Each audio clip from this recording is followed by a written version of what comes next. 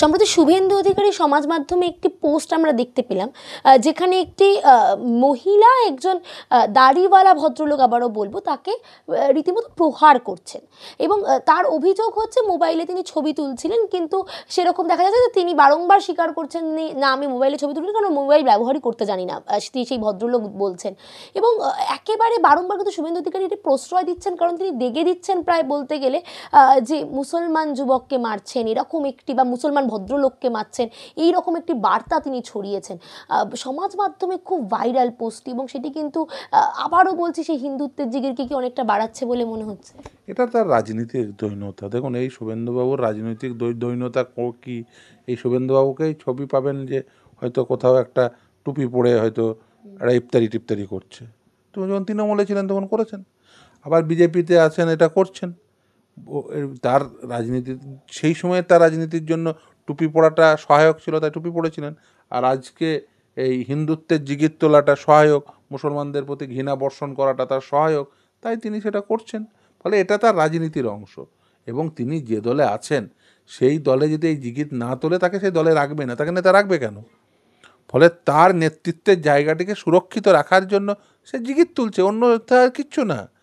শুভেন্দুবাবু তার নেতৃত্বের জায়গাটিকে ধরে রাখতে চাইছেন। এবং তার সঙ্গে বলে রাখি যে এখানে ওই হিন্দু মুসলিম এটা করে বিজেপি এবং তৃণমূল উভয়েই এই দ্বিমেরু শক্তির লড়াই করতে চাইছেন। এখানে তৃতীয় ধর্মনিরপেক্ষ যে শক্তি, সেই শক্তিকে আরও দুর্বল করে দেওয়ার জন্য এরা আসলে নিজেদের মধ্যে এই লড়াইয়ে মত্ত হয়ে উঠেছে। এবং সেখানে শুভেন্দুবাবুও একটা রোল প্লে করছেন যাতে হিন্দু ভোট একাট্টা হয় এবং মুসলিম ভোট একাট্টা হয়। মুসলিম ভোট একাট্টা হয়ে যাতে তৃণমূল ক্ষমতায় থাকে, হিন্দু ভোট একাট্টা হয়ে যাতে এখান থেকে বিজেপি বেশি সংখ্যক এমপি নির্বাচিত হয়, ফলে কেন্দ্রে তাদের কাজে লাগবে। এবং এখানে আরএসএস একেবারেই চান না যে মমতা বন্দ্যোপাধ্যায় এখান থেকে চলে যাক, মমতা বন্দ্যোপাধ্যায় রাজ্যে থাকুক, কেন্দ্রে মোদি থাকুক, এদের ভালো সেটিং চলবে, এদের ভালো দুর্নীতি চলবে। দুর্নীতি করার পরেও মমতা ব্যানার্জিকে একদিনও ডাকা হবে না।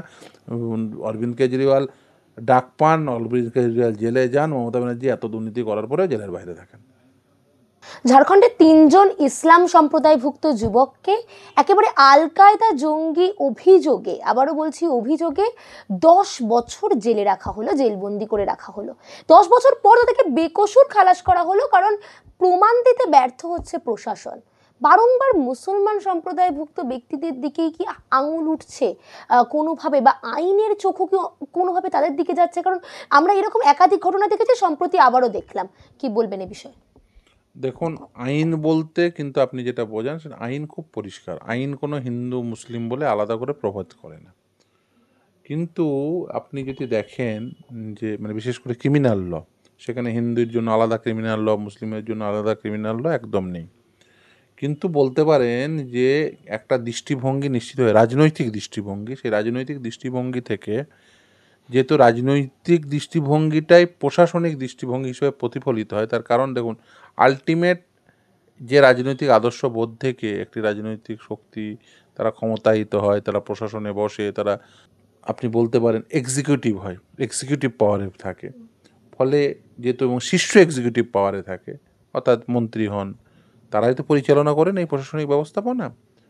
খুব স্বাভাবিকভাবে তাদের রাজনৈতিক আদর্শ প্রশাসনিকভাবে সেটা কিন্তু বেশ কিছুটা তার রিফ্লেকশন হয়, হওয়া উচিত নয়, আইডিয়ালি হওয়া উচিত নয়, কিন্তু আদর্শগতভাবে সব কিছু চলবে তা তো হয় না। ফলে খুব স্বাভাবিকভাবেই তার রিফ্লেকশন ঘটে। যেমন ধরুন, এবং সরাসরিই বলছি, যেমন ধরুন বিজেপির তার যে সাম্প্রদায়িক মানসিকতা, তার রিফ্লেকশন ঘটে তার প্রশাসন পরিচালনার ক্ষেত্রে, তার রিফ্লেকশন ঘটে তার বিভিন্ন নেতা নেত্রী, ইভেন তারা যদি এক্সিকিউটিভের অংশ হন তারপরেও তারা যে ধরনের মন্তব্য করেন, যে ধরনের তাদের শারীরিক পরিভাষা থাকে, যে ধরনের বিভিন্ন কথাবার্তা বলেন, তাতে খুব স্বাভাবিকভাবেই এগুলো হতে থাকে। এবং সেই জন্য এই এই সমস্ত কাণ্ড কারখানা হয় বিভিন্ন সময়। নিশ্চিতভাবে এটা হওয়া উচিত নয়। তবে এটা একটা ভালো দিক যে অন্ততপক্ষে বিচার ব্যবস্থা তার স্বাতন্ত্রিকতা বজায় রয়েছে বলে এখনও পর্যন্ত অন্ততপক্ষে এতদিন পরে বিচার পর্ব শেষ হওয়ার পরে অন্ততপক্ষে তারা মুক্তি পেয়েছেন। নাহলে এই বিচার ব্যবস্থা না থাকলে তো মুক্তিও পেতেন না। ফলে শুধুমাত্র এই প্রশাসন থাকলে তো মুক্তি পেতেন না, ধরে জেলে ভরে দিল মানে জেলই হয়ে গেল। ফলে ভাগ্যিস একটা বিচার ব্যবস্থা রয়েছে, এবং যে বিচার ব্যবস্থা অনেকটা নিরপেক্ষভাবে কাজ করে, ফলে সেটা সম্ভব হয়েছে, কিন্তু প্রশাসনিক এই দৃষ্টিভঙ্গি থাকা উচিত নয়, কিন্তু দুর্ভাগ্য হলেও থাকে। আমি মনে করি ভারতবর্ষের কোনো মানুষকে ধর্মীয় পরিচয়ের উপর ভিত্তি করে কাউকে ফৌজদারি অপরাধে অভিযুক্ত করা এবং তাকে জেল খাটানো কোনোভাবেই কাম্য নয়। সুপ্রিম কোর্ট সম্প্রতি একটি মন্তব্য করলেন যে কোনো ব্যক্তিকে মিয়া, মুসলিম বা কোনো রকমভাবে এই ধরনের কোনো নামে অভিহিত করা অপরাধ নয়, বা পাকিস্তানিও বলা অপরাধ নয়। আপনি তো আইনজীবী, কোনোভাবে সমর্থন করছেন? পাকিস্তানি বলা অপরাধ নয় কোথায় বলেছে আমার জানা নেই। পাকিস্তানি বলে দেখুন, কাউকে পাকিস্তানি কেন বলতে যাবেন? একজন ভারতীয়কে কেন পাকিস্তানি বলতে যাবেন? আপনি সেটা ঠিক নয়। যাই হোক না কেন, দেখুন, এই যে কাউকে কাউকে দাগিয়ে দেওয়ার জন্য কটূক্তি করা, এবার ধরুন কটূক্তির পরিভাষা বিভিন্ন কিছু হয়। এখন ধরুন যিনি মুসলমান তাকে পাকিস্তানি বলবেন, তিনি ভারতবর্ষের বাসিন্দা, তাকে পাকিস্তানি বলবেনই বা কেন? বা কোনো ধরুন মানে যাকে অপছন্দ হচ্ছে তার বিরুদ্ধে কটু কথা বলা, সেটা কখনোই কাঙ্ক্ষিত নয়। আমি একেবারেই সেটাকে সমর্থন করি না, এবং আমি মনে করি কোনো যুক্তিবুদ্ধি সম্পন্ন মানুষ কেউ সমর্থন করতে পারে বলে আমি বিশ্বাসও করি না। কিন্তু বারংবার এই সুপ্রিম কোর্টের দিকে এই প্রশ্ন উঠছে, তাহলে কি কোনোভাবে আইন থেকে বা সুপ্রিম কোর্টের তরফ থেকে বা কেন্দ্রীয় সরকারের অধীনে গিয়ে আজকে ইসলাম সম্প্রদায়ের ব্যক্তিদের দিকে আঙুল তোলা হচ্ছে? এই হিন্দুত্বের যে জিগির বর্তমানে চলছে, সেইটাকে অনেকটা কি বাড়িয়ে দিচ্ছেন এই আইন বা এই সুপ্রিম কোর্টের জায়গা থেকে?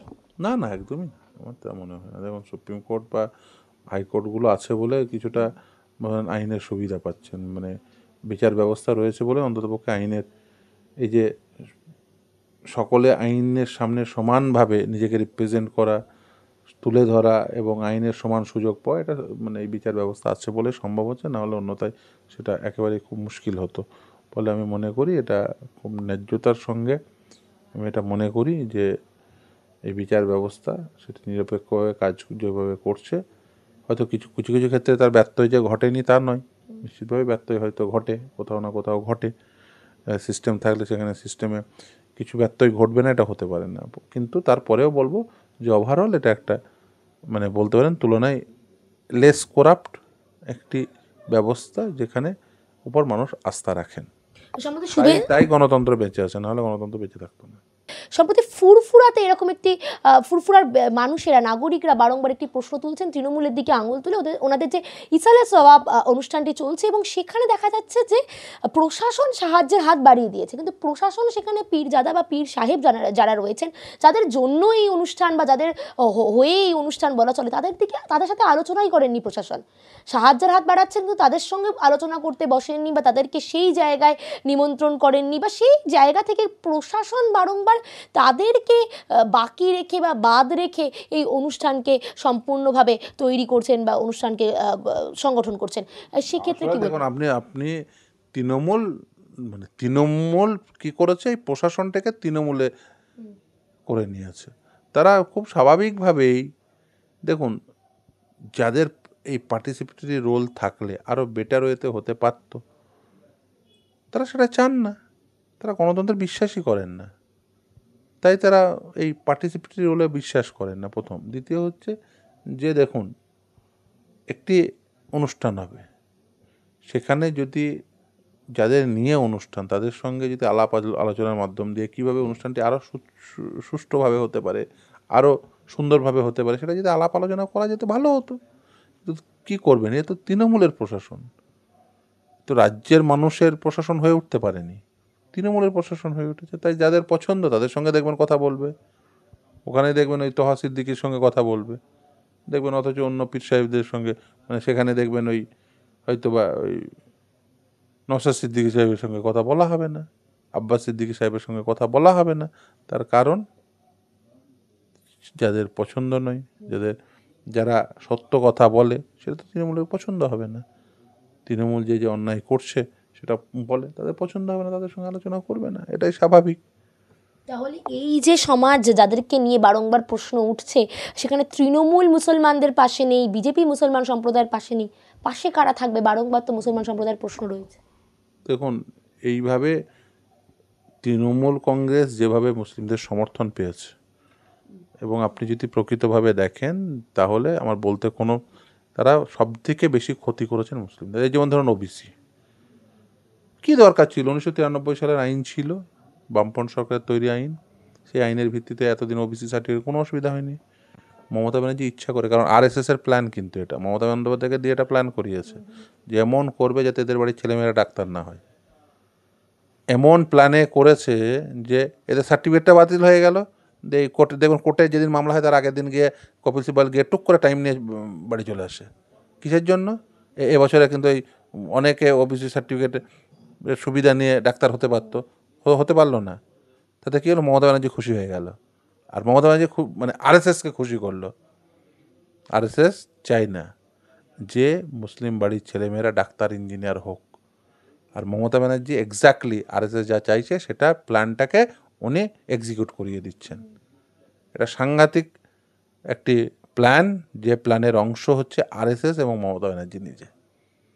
মমতা ব্যানার্জি একটি দুর্নীতিগ্রস্ত, এই যত দুর্নীতি হচ্ছে সব টাকা গিয়ে মমতা ব্যানার্জির কাছে পৌঁছায়। আর দ্বিতীয় হচ্ছে মমতা বন্দ্যোপাধ্যায় মুসলিমদের সব থেকে বেশি ক্ষতি করেছে, যাতে এদের বাড়ির ছেলেরা, দেখুন এই বিগত বেশ কিছু বছর ধরে, বিশেষ করে বামফ্রন্ট সরকারের সময় থেকে যেভাবে ক্ষমতায়িত হয়েছিল, যেভাবে আস্তে আস্তে বিশেষ করে এই ধরুন পঞ্চায়েতের সুবিধা থেকে শুরু করে আপনি যদি বলেন জমি নীতি, ভূমি নীতির ফলে যেভাবে তারা উপকৃত হয়েছিল, তারপরে তার পরবর্তী প্রজন্মগুলো যেগুলো যেভাবে শিক্ষাঙ্গনে আসছিল, তাতে আস্তে আস্তে আগিয়ে যাওয়ার একটা প্রচেষ্টা হয়েছিল এবং বেশ কিছুটা আগিয়েও গেছিলো, এবং পরবর্তী ধাপ অনুযায়ী তারা আস্তে আস্তে আগাচ্ছিল। এবং যেহেতু একটা অংশ পিছিয়ে ছিল তাদের এই অনগ্রসর শ্রেণীভুক্ত বলে, তাদের নথিবদ্ধ করার ফলে সেই অংশটিও তার সুবিধা পেয়ে একটু আগিয়ে যাচ্ছিল, সমান সুযোগ তৈরি হচ্ছিল। সেই জায়গা থেকে মমতা বন্দ্যোপাধ্যায়কে আরএসএসের দেওয়া গেম প্ল্যান অনুযায়ী যে তোমাকে এটা করতে হবে, এবং সেটা করেছে। দেখবেন এই রাজ্যে আরএসএসের নেতারা এলে কিভাবে ট্রিট করা হয় দেখবেন। মমতা বন্দ্যোপাধ্যায় আরএসএসের নেতাদের কীভাবে ট্রিট করে। উনি তো আরএসএসের দুর্গা। উনি চান মুসলিমরা পিছিয়ে থাকুক, মুসলিম বাড়ির ছেলেরা ওবিসি সার্টিফিকেট পেয়ে ডাক্তার ইঞ্জিনিয়ার না হোক, অধ্যাপক না হোক, চাকরি না পাক, ভালো চাকরি, ডাব্লিউবিসিএস অফিসার না হোক, আইএস অফিসার না হোক। সেই জন্য উনি এটা ইচ্ছাকৃতভাবে, চাইলেই আবারও কিন্তু নতুন করে করা যায়। আপাতত মামলা চলাকালীন 1 বছর পেরিয়ে গেল, এই বছরে কিন্তু অনেকে সুবিধা নিয়ে ডাক্তার ইঞ্জিনিয়ার হতে দিল না। আপনার যারা শুনছে তারা নিশ্চিতভাবে বুঝতে পারছেন, অনেকেই আছেন যারা ডিপ্রাইভড হয়েছেন, বঞ্চিত হয়েছেন। এদের বিরুদ্ধে আমি মনে করি এই মমতা বন্দ্যোপাধ্যায়ের বিরুদ্ধে এই মুহূর্তে গর্জে ওঠার সময় হয়েছে।